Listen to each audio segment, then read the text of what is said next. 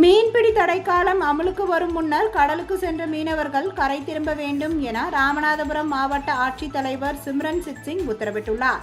தமிழ்நாடு கடல் மீன்பிடி ஒழுங்குபடுத்தும் சட்டம் 1983 கீழ் தமிழகத்தில் கிழக்கு பகுதிகளின் மீன்களின் இனப்பெருக்க காலத்தை கருத்தில் கொண்டு ஏப்ரல் 15 முதல் ஜூன் 14 வரை 61 நாட்களுக்கு விசைப்படகுகள் மற்றும் இழுவை படகுகளை கொண்டு கடலில் மீன்பிடி தடைக்காலம் ஆண்டுதோறும் அமல்படுத்தப்பட்டு வருகிறது.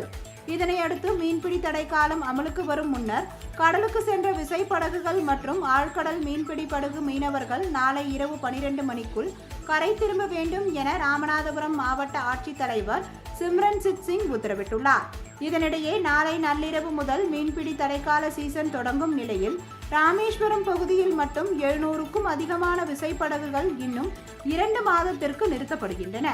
அதேபோல் பாம்பன், மண்டபம், ஏர்வாடி, சீர்கரை தொண்டி, சோழியங்குடி, மூக்கையூர் உள்ளிட்ட மாவட்டம் முழுவதும் சுமார் 2000க்கும் அதிகமான விசைப்படகுகள் நிறுத்தப்படுகின்றன என்று தகவல் வெளியாகியுள்ளது.